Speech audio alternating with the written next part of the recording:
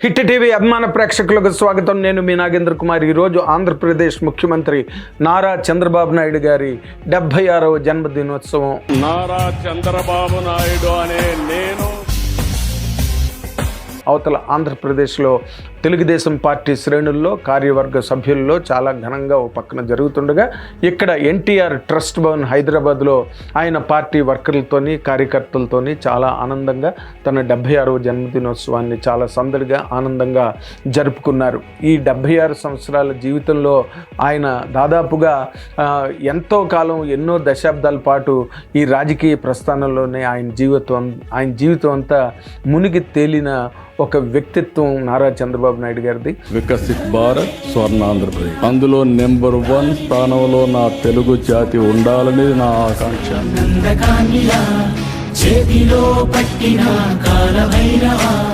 అంటే మనం నార్మల్గా ఎక్కడ చదువుకున్నారో తెలీదు, ఏ యూనివర్సిటీ డిగ్రీ ఇచ్చిందో తెలీదు, ఏ డిగ్రీ చదువుకున్నారో తెలియని వాళ్ళందరూ కూడా ఈ డిగ్రీ చదువుకున్నాం, ఆ డిగ్రీ చదువుకున్నాం అని క్లెయిమ్ చేసుకుంటూ ముఖ్యమంత్రి స్థానాల్లో ఉన్న ఈ పరిస్థితుల్లో ఆయన మాత్రం నిజమైన నిఖార్సైన post graduate from Sri Venkateswara university. ఆ తర్వాత ఆయన అక్కడ ఉన్నప్పుడే విద్యార్థుల తాలూకు సమస్యలను పరిష్కరించడంలో నాయకత్వం వహించి ఒక మంచి నాయకుడిగా అక్కడ విశ్వవిద్యాలయం స్థాయిలోనే ఆయన మంచి పేరు తెచ్చుకున్నారు. తర్వాత ఆయన మళ్ళీ యూత్ కాంగ్రెస్లో చేరిన తర్వాత అక్కడ ఎమ్మెల్యేగా ఎలక్ట్ అయ్యి మొదటిసారి అక్కడి నుంచి ఆనాడు అంజయ్య గారి జంబో జెట్ క్యాబినెట్లో ఆయన ఒక మంత్రిగా పదవి బాధ్యతలను నిర్వహించారు. అక్కడి నుంచి ప్రారంభించుకుంటే 82లో ఎన్టీ రామారావు గారు తెలుగుదేశం పార్టీ పెట్టి 83లో ప్రభుత్వంలోకి వచ్చిన తర్వాత మరో 2 సంవత్సరాలకి చంద్రబాబు నాయుడు గారు తెలుగుదేశం పార్టీలోకి వచ్చి అందులో కూడా ఒక క్రియాశీలకమైన బాధ్యతలను నిర్వహించి ఎన్టీ రామారావు గారికి చేదోడు వాదోడుగా కుడిభుజంగా ఉంటూ వచ్చారు. తర్వాత 89లో తెలుగుదేశం పార్టీ అపజయం పాలైన తర్వాత ఎన్టీ రామారావు పార్టీ బాధ్యతల నిర్వహణ అంతా కూడా చంద్రబాబు నాయుడు గారికి అందించిన నేపథ్యంలో ఆయన మొత్తం ఎంతో కట్టుదిట్టం చేసి కార్యకలాపాలను, ఎందుకంటే అధికారంలో లేనప్పుడు అప్పుడే జరుగుతున్న అనేక రకాలైన తుఫాన్లు, అనేక రకమైన ఇబ్బందుల మధ్యలో ప్రభుత్వంలో అధికారం కోల్పోయిన తెలుగుదేశం పార్టీని చాలా తన చాకచక్యంతో, నైపుణ్యంతో, యుగంధర నీతితో ఆ కార్యకలాపాలన్నింటినీ నడిపి ఆ లోపల అంతర్గతంగా పార్టీ శ్రేణులలో పార్టీ ప్రధాన సభ్యుల మధ్యలో ఎంతో మంచి పేరు ప్రతిష్టలు తెచ్చుకుని, అలాగే ఇతర పార్టీలు కానీ ఇతర విభాగాలలో ఎవరున్నప్పటికీ కూడా చంద్రబాబు నాయుడు గారు చాలా గొప్ప నాయకత్వ లక్షణాలు ఉన్న వ్యక్తిగా ఆయన గొప్ప ఆమోద ముద్రను సంపాదించుకున్న గొప్ప నాయకుడు చంద్రబాబు నాయుడు గారు అని చెప్పడానికి ఏమాత్రం సందేహించనక్కర్లేదు. ఆ తర్వాత ఆయన ఇంకా అక్కడి నుంచి రకరకాల మలుపులు తిరిగింది ఆయన రాజకీయ ప్రస్థానం. ఈ రోజుకి కూడా మళ్ళీ ఆయన అంటే 9 సార్లు ఎమ్మెల్యే, 4 సార్లు ముఖ్యమంత్రిగా, 5,000 రోజులు ముఖ్యమంత్రిగా ఆయన పదవి బాధ్యతలు నిర్వహించిన గొప్ప రికార్డు చంద్రబాబు నాయుడు గారికి మాత్రమే ఉన్నది మొత్తం భారతదేశ చరిత్రలో.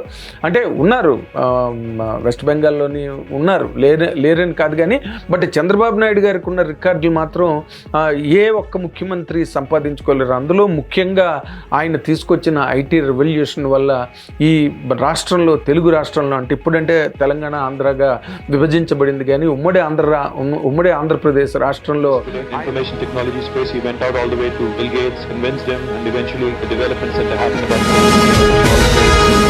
ఆయన తీసుకొచ్చిన ఐటీ రెవల్యూషన్ వల్ల మధ్యతరగతి, దిగువ మధ్యతరగతి, ఇంకా దిగువ స్థాయిలో ఉన్న కుటుంబాలు, కూలీనాలి చేసుకుంటున్న వాళ్ళ తాలూకా కుటుంబాలు, లేదా చిన్న చిన్న వ్యాపారాలు చేసుకుని పట్టపోసుకుంటున్న అనేక మంది, వేలాది మంది, లక్షలాది మంది తాలూకా కుటుంబాలు చక్కబడ్డాయి. వాళ్ళ ఇంట్లో జీవనజ్యోతులు వెలిగాయి. అంటే దానికి ప్రధాన కారణం చంద్రబాబు నాయుడు గారు. ఆయన తీసుకొచ్చిన ఆ ఐటీ రెవల్యూషన్ వల్ల ఎన్నో, అంటే జాతి, కుల, మత వంటి భేదాలు లేకుండా ఆయన తీసుకొచ్చిన ఆ ఒక గొప్ప అపురూపమైన కానుక తరతరాలకి సరిపోయే విధంగా ఈ రోజున మన తెలుగు వాళ్ళు, అవతల తెలంగాణ వాళ్ళు అవనండి, లేకపోతే ఆంధ్రప్రదేశ్ అవనండి, ఎక్కడైనా కూడా ఆయన అందించిన ఆ ఐటీ శాఖల కొమ్మలు పట్టుకొని ఈ రోజున దేశ విదేశాల్లో విస్తరించి సమున్నత స్థాయిల్లోని బ్రహ్మాండంగా విలాసవంతమైన జీవితాన్ని గడపడానికి వాళ్ళు ఆ గమ్యాలను చేరుకోగలిగారంటే అంటే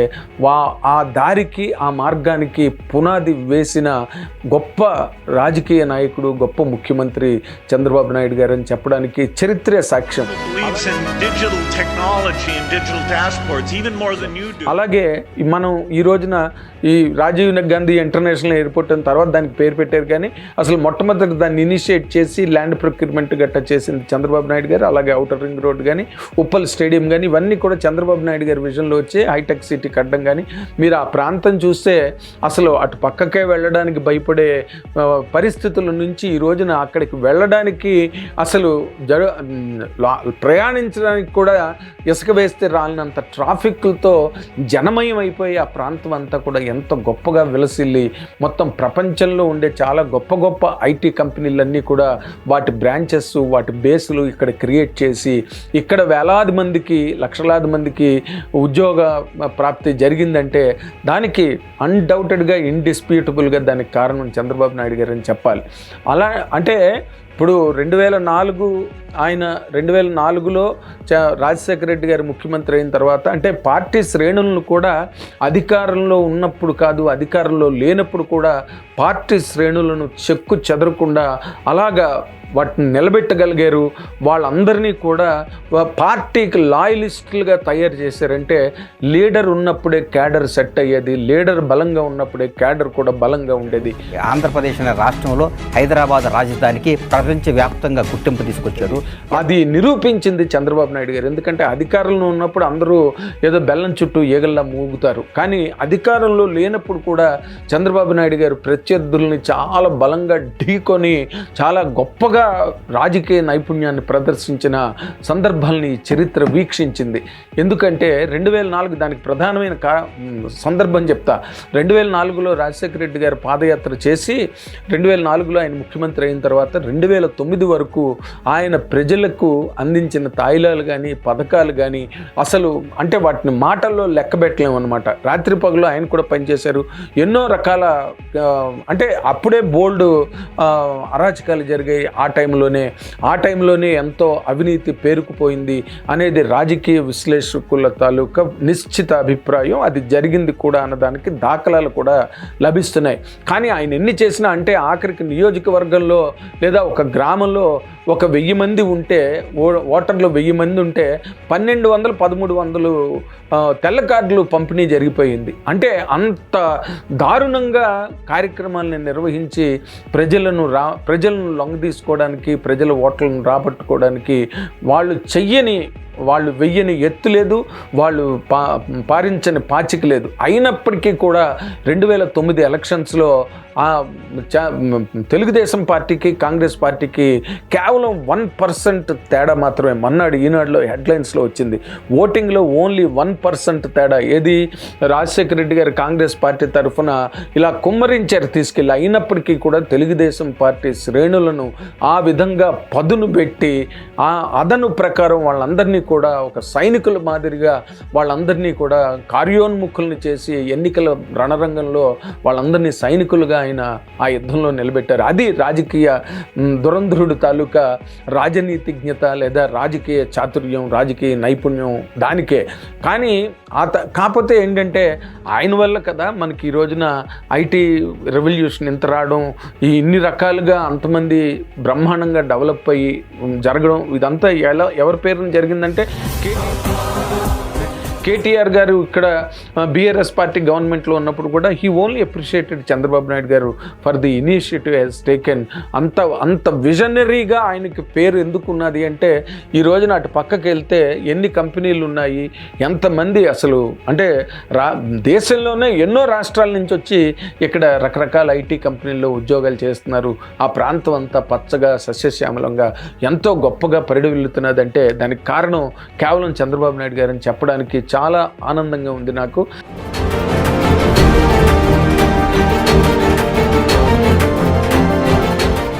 అండ్ మధ్యతరగతి వాళ్ళు, దిగువ మధ్య మొత్తం అంటే సంపన్న కుటుంబాలని పక్కన పెట్టి దారి తెన్ను లేని, అంటే ఎటు పోవాలో తెలియని చెమ్మ చీకట్లో ఉన్న ఎన్నో కుటుంబాల ఇళ్లలో ఆయన దీపాలు వెలిగించిన ఒక మహా నాయకుడిగా చంద్రబాబు నాయుడు గారి చరిత్రలో ఆయన పేరు ఎప్పుడు కూడా ఎవరు విస్మరించలేరు, ఆయన చెరపలేరు ఆ పేరుని.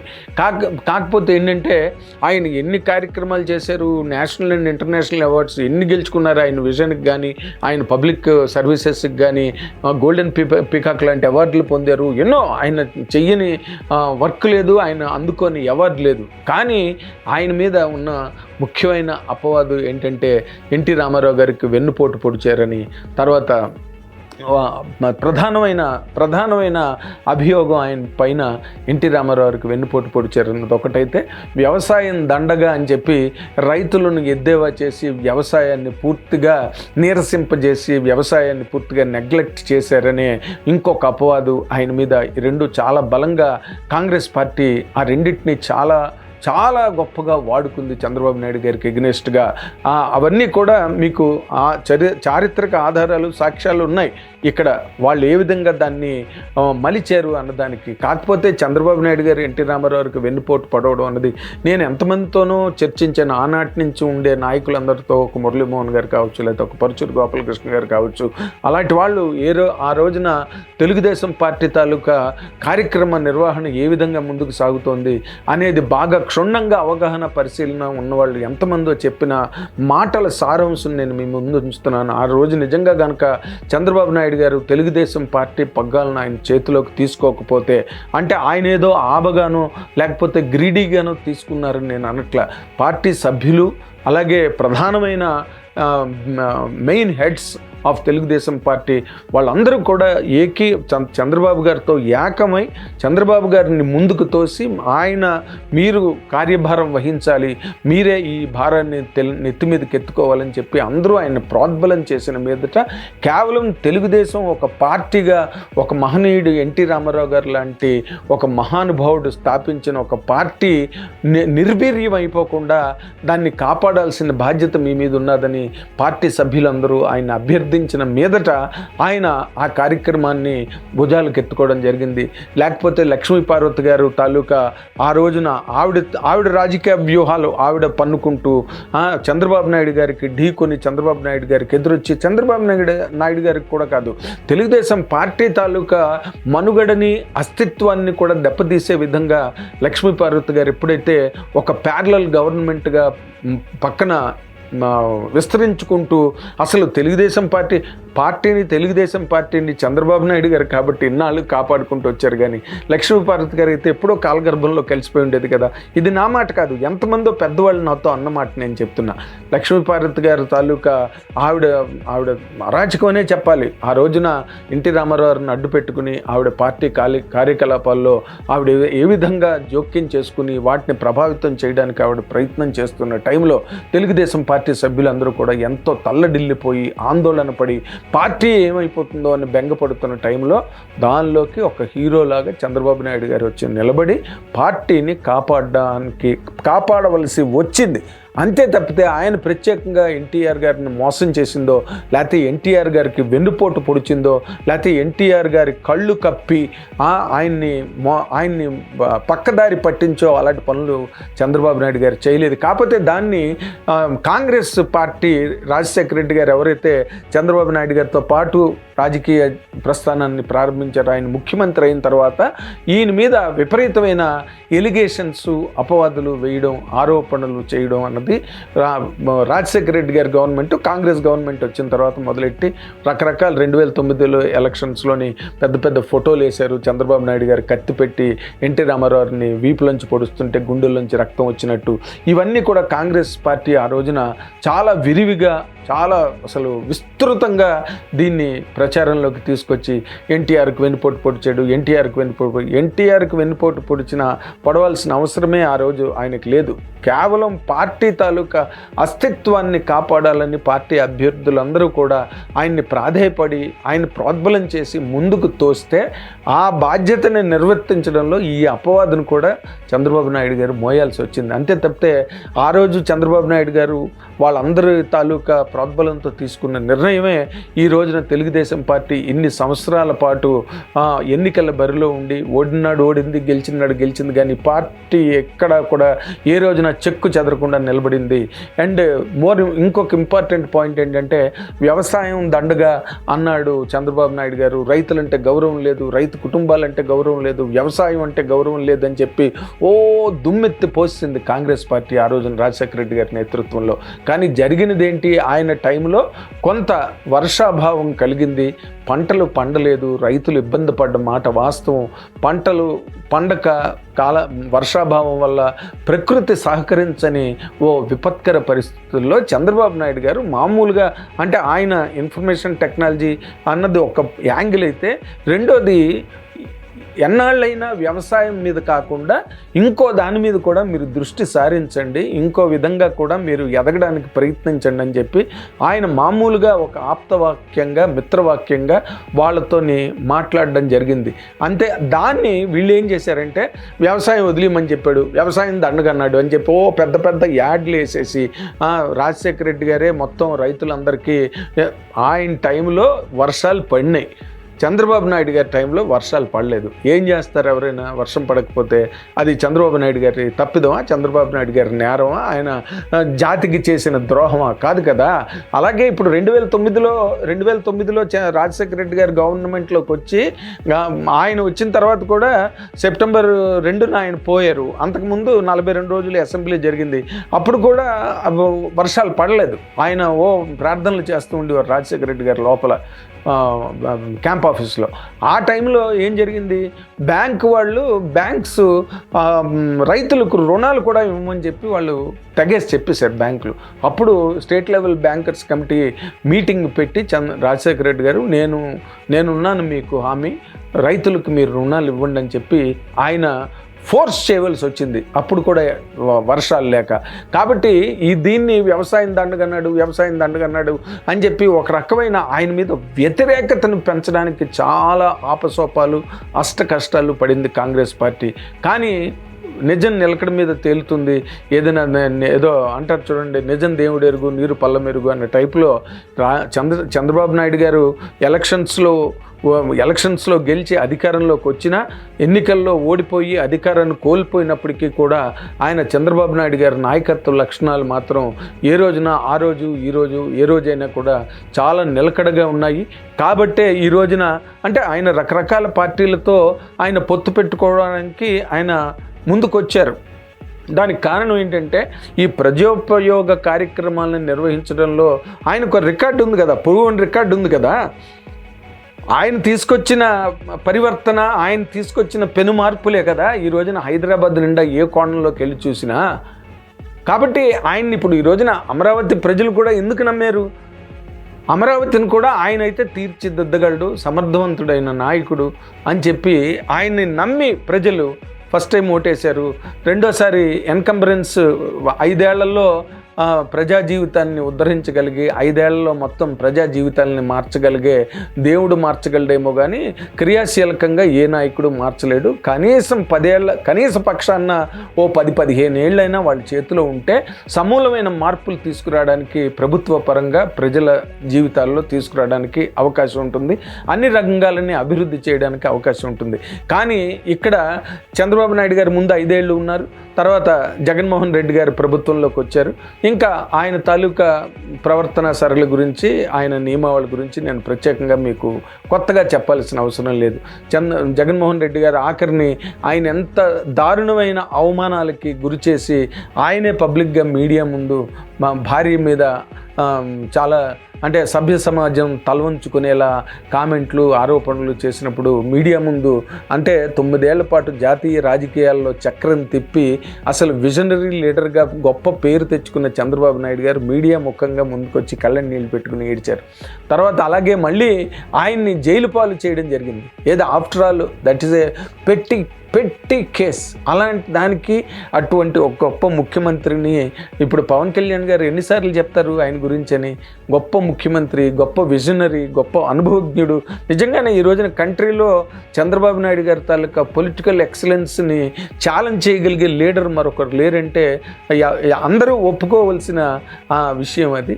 దాన్ని ఆయన మళ్ళీ జైల్లో పెట్టినప్పటికీ కూడా మళ్ళీ బయటకు వచ్చి ఈ వయసులో, అంటే ఇప్పుడు ఇవాళకి 76 అంటే ఒక 2 ఏళ్ల క్రితంకి 74.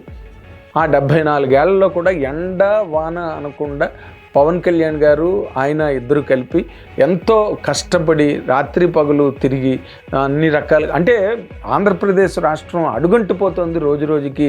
అన్ని రంగాలు పూర్తిగా కుంటుపడిపోతున్నాయి. వీటన్నిటినీ మళ్ళీ సమతౌల్యంలోకి తీసుకొచ్చి సమున్నతంగా అభివృద్ధి పరచాలి అంటే అధికారంలోకి వస్తే కానీ చేయలేమన్న ఒక విజన్తో పడ్డ కష్టానికి మొన్న మంచి ఫలితం వచ్చి కూటమి ప్రభుత్వం అధికారంలోకి రావడం జరిగింది. ఇంకా అక్కడి నుంచి అక్కడ కార్యక్రమాలన్నింటినీ శరవేగంగా పరిగెట్టిస్తున్నారు ఆంధ్రప్రదేశ్లో. అంటే దానదీన చెప్పాల్సింది ఏంటంటే అపవాదులు ఎన్ని భరించినా, అప్రదిష్ట ఎదుటి వాళ్ళు తీసుకొచ్చి ఆయనకు అంటగట్టాలనుకున్న ఆయన కార్యక్రమ నిర్వహణలో ఎప్పుడు కూడా మొక్కవోని విశ్వాసంతో ఏకోన్ముఖుడై ఆయన single minded agenda, single minded డివోషన్తో ప్రజల పట్ల, ప్రజల తరఫున నిలబడి పోరాడి వాళ్ళకి ఒక గొప్ప జీవితాన్ని ప్రసాదించాలి అనుకుని ప్రయత్నించిన నాయకులలో, మహానాయకుల పేరు చెప్పాలంటే 100% ఆ రోజు కాదు, ఈ రోజు కాదు, ఏ రోజైనా సరే చంద్రబాబు నాయుడు గారి పేరు మాత్రమే చెప్పాలి. అందుకు ఆయనకి ఈ రోజున 76వ జన్మదినోత్సవం సందర్భంగా హిట్ టీవీ ఛానల్ పుట్టినరోజు శుభాకాంక్షలు ఆయనకి ఘనంగా తెలియజేస్తుంది. Thank you very much. Hit TV app, ఇందులో short news, live news, entertainment shows, movies, digital magazines తో పాటు మీ జిల్లా వార్తలను కూడా ఫ్రీగా చూడొచ్చు. ఇంకెందుకు ఆలస్యం, వెంటనే హిట్ టీవీ యాప్ ని డౌన్లోడ్ చేసుకుని ఫ్రీగా ఎంటర్టైన్మెంట్ పొందండి. Hit TV app. Hit TV app. Please download hit TV app. Hit TV యాప్ని ఫ్రీగా డౌన్లోడ్ చేసుకొని ఎంజాయ్ చేయండి. మీకు నచ్చిన ఎంటర్టైన్మెంట్ కోసం హిట్ టీవీ యాప్ ని ఫ్రీగా డౌన్లోడ్ చేసుకుని ఎంజాయ్ చేయండి. హిట్ టీవీ యాప్ ని డౌన్లోడ్ చేసుకుని ఆస్వాదించండి, ఆశీర్వదించండి. ఇంతమంది సెలబ్రిటీలు హిట్ టీవీ యాప్ ని డౌన్లోడ్ చేసుకోండి అని చెప్తున్నారంటే ఎంత మంచి యాప్ ఆలోచించండి.